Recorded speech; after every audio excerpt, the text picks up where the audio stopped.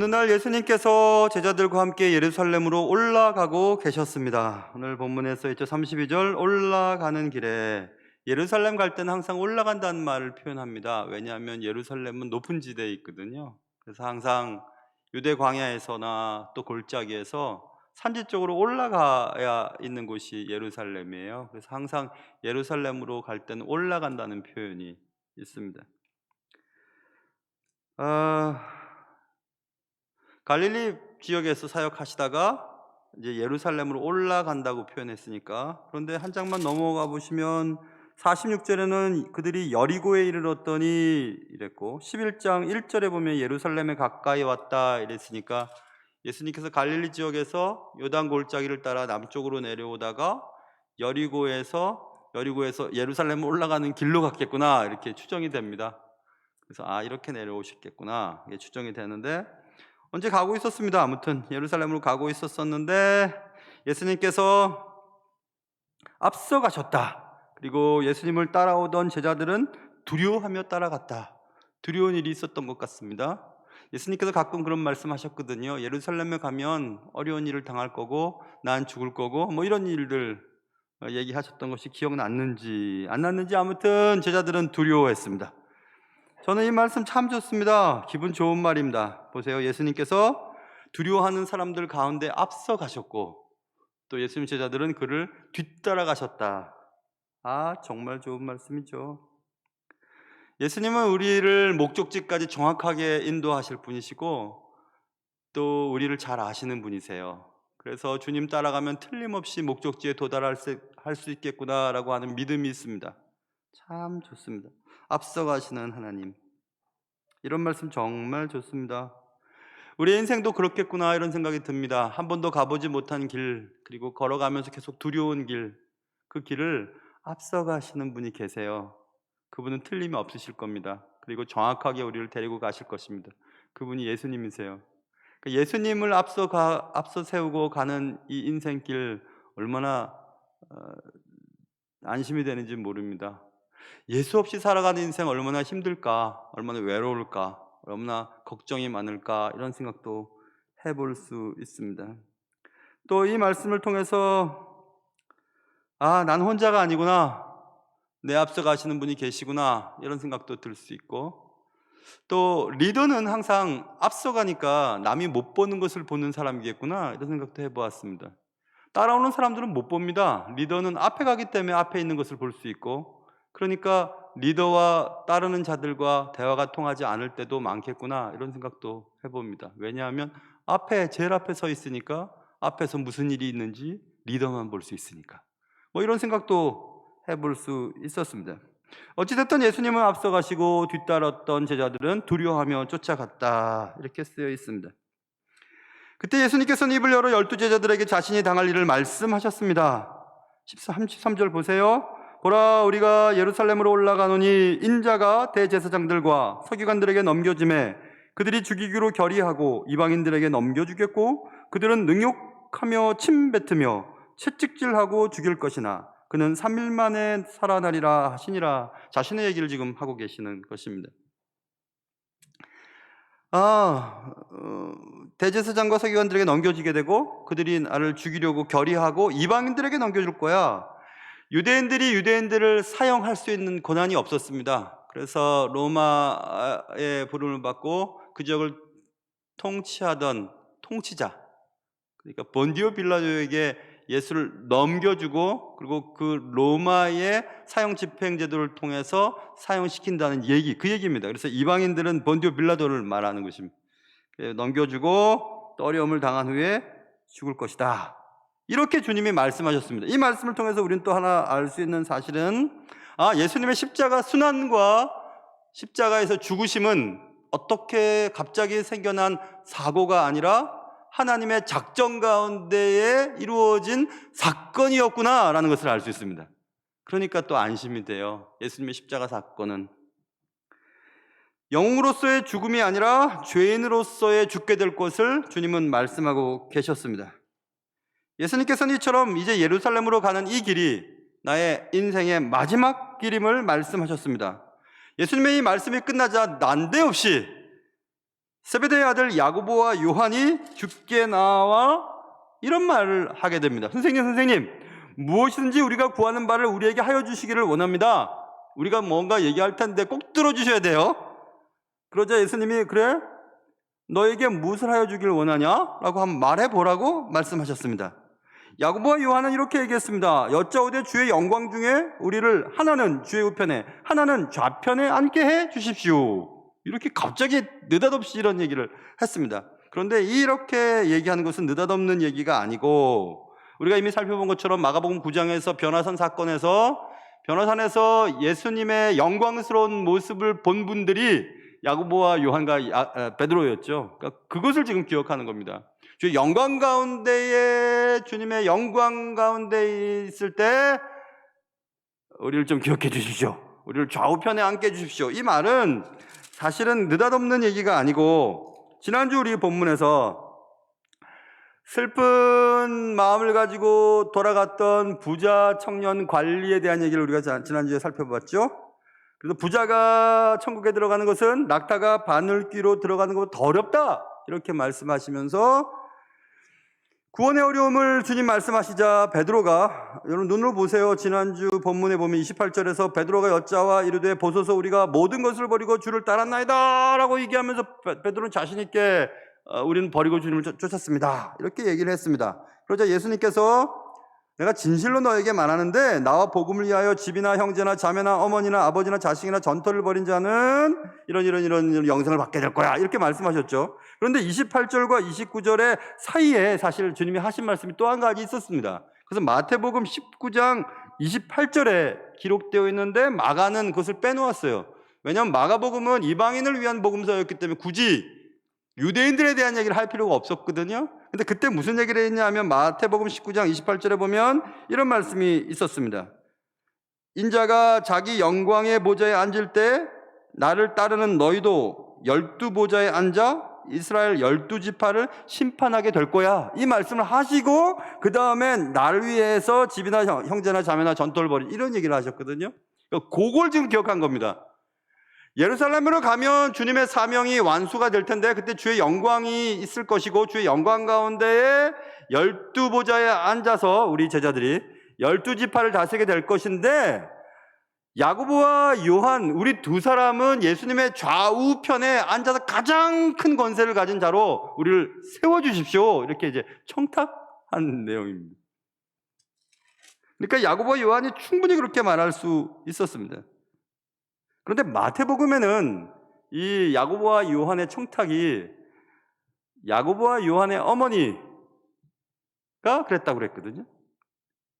그럴 수도 있습니다. 예수님의 그 일행, 예수님이 움직이실 때 12제자뿐만 아니라 많은 여인들이 따라다녔는데 그 중에 야고보와 요한의 어머니도 계셨어요. 예수님의 죽음, 무덤까지 갔던 살로메라고 하는 그 여인이 그 여인입니다.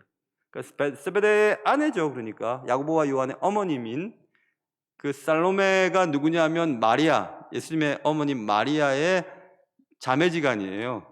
여자 형제들이에요. 그러니까 결국 야고보와 요한은 예수님의 육적인 사촌지간입니다. 그러니까 충분히 청탁 개념으로 이해할 수가 있어요. 그래서 그렇게 이제 얘기를 했습니다. 예수님은 그들의 요청에 대해서 너희는 너희가 구하는 것을 알지 못한다. 너희가 할 수 있겠냐? 라고 이제 말씀하셨습니다. 분명히 예수님은 이제 고난받는 그리고 죽음당하는 메시아를 말씀하셨는데 제자들은 강력한 정치적 메시아로 유대인을 해방하고 강력한 메시아, 그러니까 다윗의 후손으로 온 메시아 왕권이 회복될 것으로 생각했던 것이었습니다. 그래서 그들이 말하는 것과 예수님의 말씀은 틀렸습니다. 그래서 할 수 있겠냐? 예, 할 수 있습니다. 예수님은 야고보와 요한이 좌우편에 자리를 달라고 하는 그들의 요청은 예수님의 사명을 잘 알지 못해서 그런 것임을 말씀해 주셨습니다. 그러나 그들은 계속해서 잘 알지 못했고 예수님의 사명이 무엇인지 잘 알지 못했기 때문에 예수님께서 예루살렘으로 가시게 되거든 우리들을 좌우편에 앉혀주십시오 라고 말했던 것이었습니다. 그들은 예수님께서 예루살렘에 입성하시는 것에 대하여 대단히 오해를 하고 있었습니다. 예수님의 사명을 잘못 이해하고 있었습니다. 그래서 너희들은 할 수 없을 거야. 나의 쓴 잔을 마실 수 있겠냐? 할 수 있습니다. 할 수 있습니다. 이렇게 대답을 했습니다. 잘 알지 못하면 그렇게 대답을 할 수밖에 없었습니다.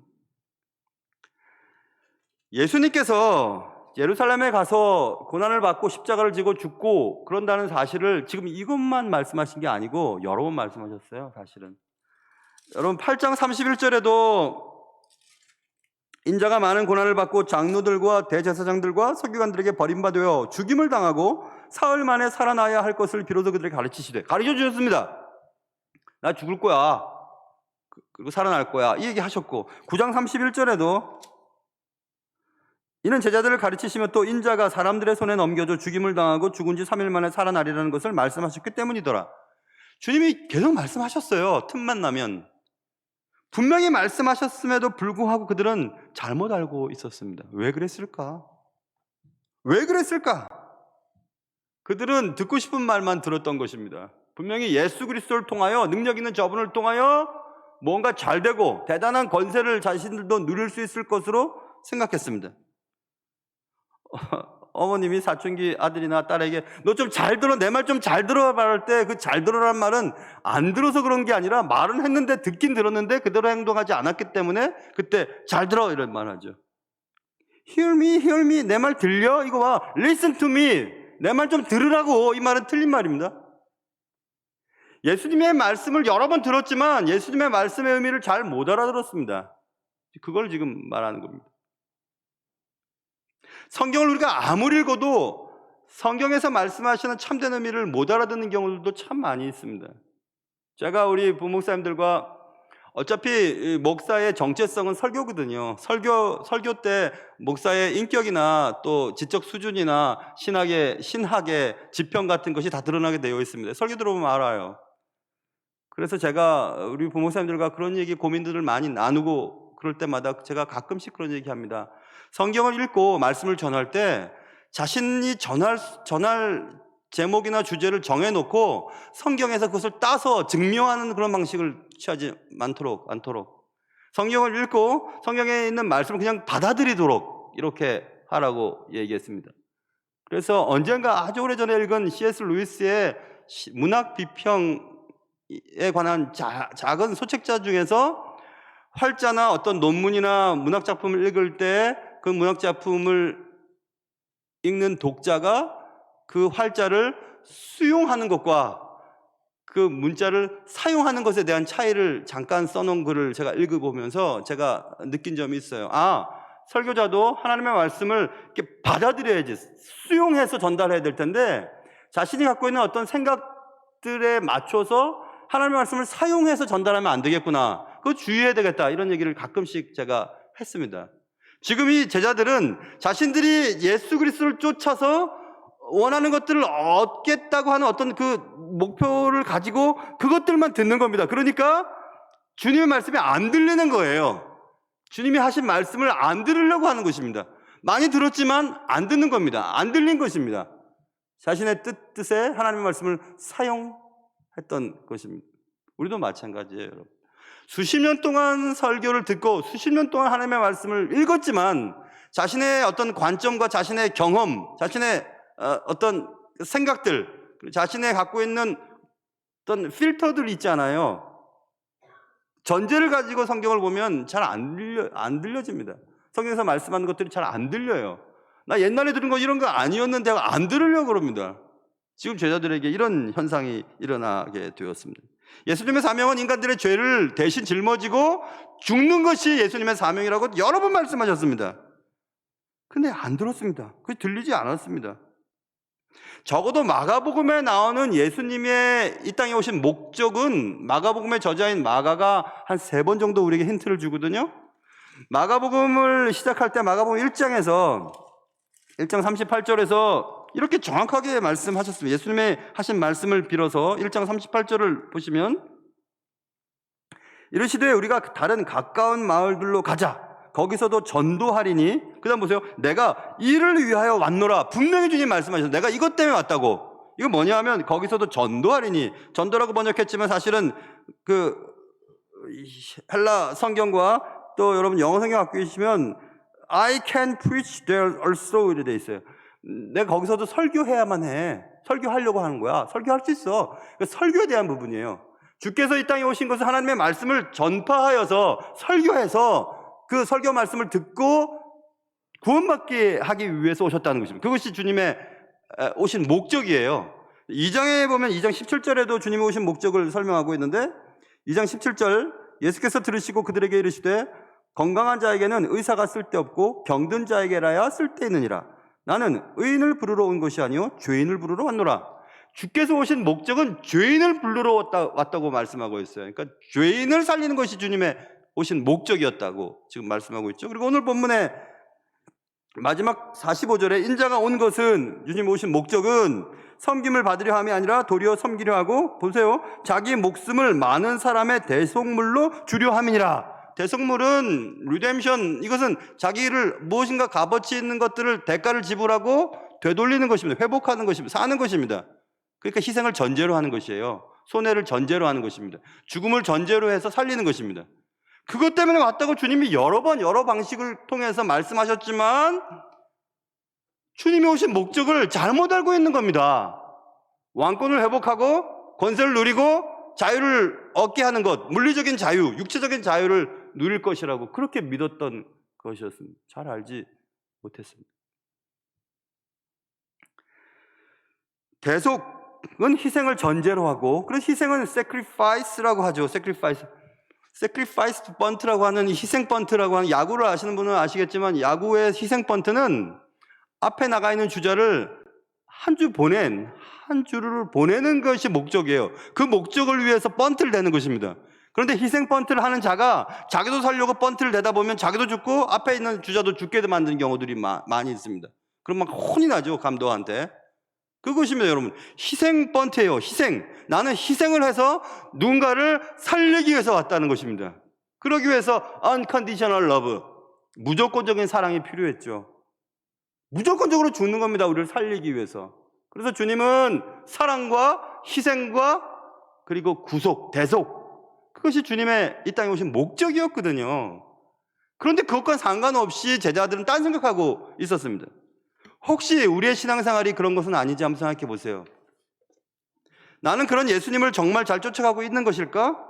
혹시 잘 알지도 못하면서 예수를 쫓으면 영광을 받고 자리를 차지하고 자리에 앉아 권세를 누리려고 하고 있지는 않은가? 잘 알지도 못하면서 예수님의 뒤를 따라가고 있다고 생각하고 믿고 살지는 않은가? 한번 생각을 해 보셔야 합니다. 신앙을 한번 점검해 보셔야 돼요. 자주 제가 이런 말씀을 드리는 목적이 있습니다. 예수님의 사명을 잘 알지도 못하면서 우리는 예수님을 따라간다 하고 예수님을 닮겠다고 하고 예수님의 뜻을 따라 산다고 말하는 경우들이 얼마나 많은지 한번 생각해 보아야 하겠습니다. 분명히 야고보와 요한은 예수님의 사명에 대해서 잘못 알고 있었습니다. 그래서 그들은 할 수 없는 일을 할 수 있다고 얘기했고, 그들의 관심은 자리였고 예수님의 우편과 좌편에 앉는 것이었고, 잘 알지도 못하면서 그렇게 말했고 그렇게 대답했습니다. 더 희한한 일들이 벌어집니다. 그렇게 말을 하고 오고 갈 때에 그때 10제자들, 나머지 12명 중에서 야고보 요한이 뺀 10제자가 41절 10제자가 듣고 야고보와 요한에 대하여 화를 내거늘. 이거 코믹한 거죠. 이거는 코미디입니다. 지금 잘못 얘기했다고 지금 주님 가르쳐 주고 계시는데 10제자가 야고보와 요한이 한 얘기를 듣고 화가 난 겁니다. 화가 났어요. 야고보와 요한에게 자리를 빼앗긴 것 때문에 화가 났다는 것을 틀림없이 우리는 추측할 수 있죠. 야고보와 요한보다 못한 자리를 차지하게 되겠구나라는 생각 때문에 화가 치밀어 올랐던 것입니다. 쟤네들이 먼저 선수를 쳤어? 자기들이 막 예수님의 사촌 쥐간이라고 먼저 저렇게 소리를 쳤어? 엄마를 내세워 저렇게 했단 말이야? 하고 막 화가 났습니다. 예수님은 10제자들이 왜 화가 났는지 정확하게 알고 계셨습니다. 그래서 예수님은 잘 알지도 못하고 화만 내고 있는 제자들을 향해서 이렇게 말씀하시게 됩니다. 그것은 오늘 본문에 너희 중에 누구든지 크고자 하는 자는 너희를 섬기는 자가 되고 너희 중에 누구든지 으뜸이 되고자 하는 자는 모든 사람의 종이 되어야 하리라. 영어는 must be, 틀림없이 그렇게 되어야만 하는 거예요.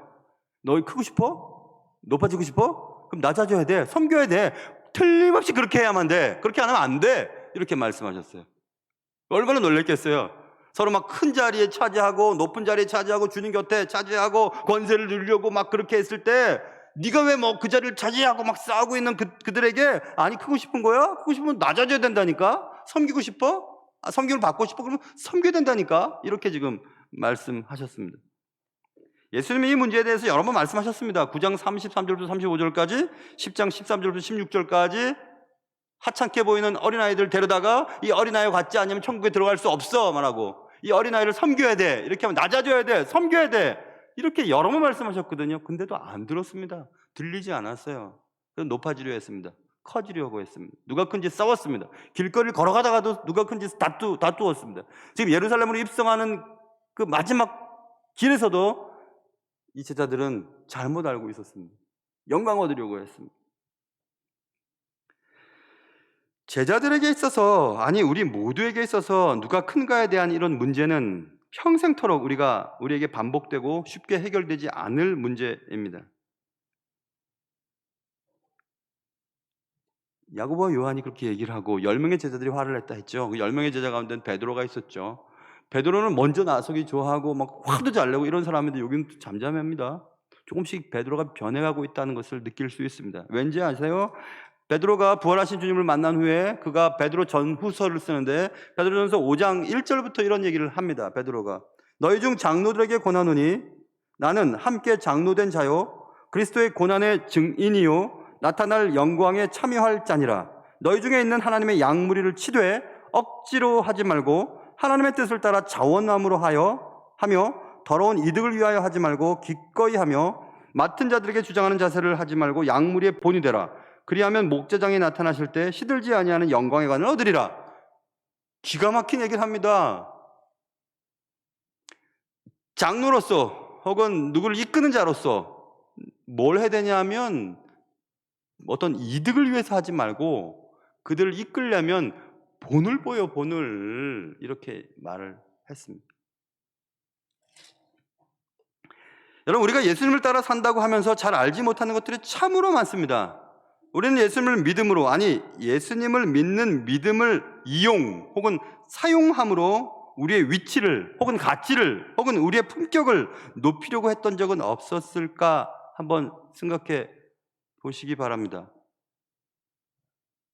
큰 교회의 어떤 직분, 그것이 여러분의 사업, 여러분의 어떤 삶의 질 혹은 다른 사람들 내외적으로 어떤 말을 할 때 편한 어떤 그런 것들이 되었다면 여러분 잘못 신앙생활하는 게 틀림없어요. 상관없는 일입니다. 그것과는. 예수님을 믿고 예수님을 따른다는 것은 오히려 신경 쓸 일이 더 많아지게 된다는 것과 같을 줄도 모르겠습니다. 포기해야 될 것들도 많고 덮을 것도 많고 사랑해야 될 것들도 많고 사랑해야 될 대상들도 많고 점점 골치 아픈 일들이 사실 많아질 수도 있습니다. 그래, 종교 하나쯤은 가져야지. 이 나이 됐으니까. 천주교는 자꾸 졸릴 때 되면 일어나라 그러고 졸릴 때 되면 일어나라 그러고 안 되겠어. 귀찮아.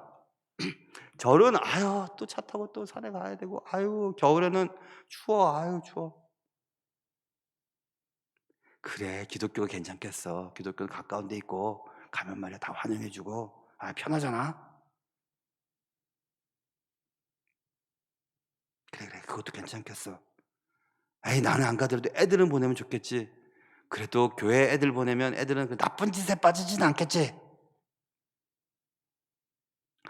세상에선 놈이라고 함부로 하는데 교회가 말이야 자매님, 형제님, 집사님, 권사님, 장로님, 목사님 하면서 님자를 많이 붙이대. 그래, 교회 가면 사람 대우받지. 교회 좀 가야겠다.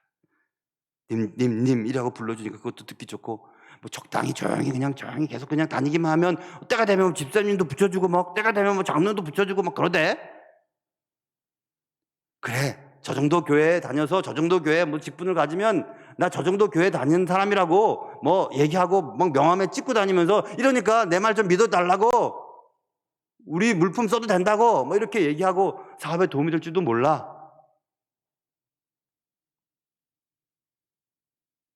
이게 신앙을 이용하는 것 아니겠어요? 하나님이 우리를 사랑하셔서 예수 그리스도를 통해서 우리를 구원받게 하신 것은 그렇게 살려고 한 목적은 아니겠죠? 틀림없이. 우리는 분명히 세상 사람들의 삶의 방식과는 다르게 살아야 합니다. 세상은 업적과 능력 위주의 삶으로 흘러가지요. 또 그런 사람들이 높임을 받고, 그러나 신앙은 섬기고 낮아지고 봉사하고 희생하고 자신을 죽이는 사람들이 높임을 받아야 합니다. 세상은 가진 자들이 높임을 받고 주목을 받지만 교회는 아무도 주목하지 않는 사람들을 귀하게 여길 줄 알 때 진짜 교회가 되는 것입니다. 대부분 이건 아닌데, 이렇게 살면 손해일 텐데 라고 하는 것들을 따라가는 것, 그 신앙의 힘 아니겠습니까? 그런데 우리는 잘 알지도 못하면서 크고자 하고 으뜸이 되고자 했던 적은 얼마나 없었을까? 교회에서나 가정에서 그리고 삶의 현장에서 이러한 질문은 계속되어야 할 것입니다. 내 삶을 한번 다시 점검해 보았으면 좋겠습니다. 예수님이 우리에게 바라시는 삶의 목표는 뭘까? 우리는 어떤 삶을 살기를 주님은 바라고 계실까? 예수님의 사명은 무엇이었습니까? 예수님은 뭐하러 오셨습니까? 예수님은 나에게 무엇을 기대하십니까? 단지 우리가 이 땅에 살면서 잘되고 건강하고 무엇이든지 남들보다 잘 되는 것이 목적이라면 그것은 핀트가 맞지 않는 것일 확률이 높습니다. 그리고 우리가 원하는 그 삶의 목표대로 움직이지 않으면 화가 나는 겁니다. 화가 나는 거예요. 그게 신앙일까 생각해 봤으면 좋겠습니다. 제자들은 지난 3년간 예수님을 따라다녔습니다. 예수님의 말씀을 들었고 예수님이 하신 많은 이적들을 보았습니다. 예수님과 함께 먹고 마시고 자고 시간을 보냈습니다. 그러나 제자들은 예수님에 관하여 전혀 알지 못했습니다. 예수님의 사명을 잘 알지 못했습니다. 제자들은 여전히 높아지는 것에만 관심이 많았습니다. 자리다툼만 하고 있었습니다. 예수님은 자신의 사명과 자신을 따르는 자들의 삶에 관하여 정확하게 여러 번 말씀하셨습니다. 인자가 온 것은 섬김을 받으려 함이 아니야. 오히려 섬기려고 하고 자기 목숨을 많은 사람들의 대속물로 주려 함이야. 아까 말씀드린 리뎀션 혹은 여기서 마지막 절 대속물은 랜섬이라고 하는 단어가 있어요. 랜섬. 버려야 받을 수 있는 거예요. 누구를 살리려면 내가 희생이 되어야 되는 것입니다. 깍쟁이짓 해가지고는 세상에 빛과 소금의 역할을 할 수가 없습니다. 예수 믿는 사람은 희생도 하고 손해도 보고 주를 위해서 죽기까지 복종도 하고 너무 미운 사람들 원수지만 사랑도 해보고 용서해보는 것, 그런 것들을 통해서 하나님의 나라가 우리 가운데 이루어져 가는 것입니다. 그래서 이 대속물로 주려 함이니라고 하는 것은 예수님의 사역의 동기일 뿐만 아니라 우리의 구원의 기초예요. 우리의 구원을 이룬 근본이 예수 그리스도의 대속 사건입니다. 그가 죽었기 때문에 우리가 살아난 것입니다. 그가 죽기 위해 온 것입니다. 주님이 그것을 우리에게 바라고 계세요. 너희 가정과 너희 가문과 믿지 않는 너희 남편을 살리고 싶냐? 네가 죽어라, 이것입니다. 네 자녀들이 주의 말씀 가운데 돌아오기를 원하냐? 네가 죽어라, 이겁니다. 회사 가운데서도 주 예수 그리스도가 너를 통해 증거되기를 원하냐? 좀 희생 좀 해라, 손해 좀 봐라, 죽어라, 이것을 지금 주님 말씀하시는데 그거 우리 그렇게 안 해요. 예수 믿는 사람이 더 각쟁이 짓을 해요. 우리는 이런 예수님의 사명과 뜻에 대해서 잘 알고 있는 것일까? 혹시 오해하며 화만 내고 있지는 않을까? 잘 알지도 못하면서 잘 아는 것처럼 살고 있지는 않을까? 그런 것들을 생각해 보아야 할 때입니다. 기도하겠습니다. 사랑하는 주님, 예수님의 사명은 사랑하는 것, 손해보는 것, 희생하는 것, 죽는 것, 그것인데 우리는 살아있고 높아지려고 하고 남과 비교해서 우위를 점하고 어쨌거나 손에 쥐려고 하고 포기하지 아니하고 낮아지지 아니하려 하고 나누려 하지 않은 우리들의 모습은 아닐까 돌아보게 하시고, 잘 알지도 못하면서 아는 것처럼 남을 판단하고 하나님에 대해서도 다 알지도 못하면서 아는 것처럼 여겼고, 혹시 신앙의 연수만 자랑하며 주님이 원하시는 삶의 자리까지 이르지 못하고 있지는 않은지 돌아보게 하시고, 주님이 원하시는 삶, 진실된 삶, 진짜 그리스도인으로 살아갈 수 있도록 우리 모두에게 은혜를 허락하여 주옵소서. 귀하신 예수님의 이름으로 기도합니다.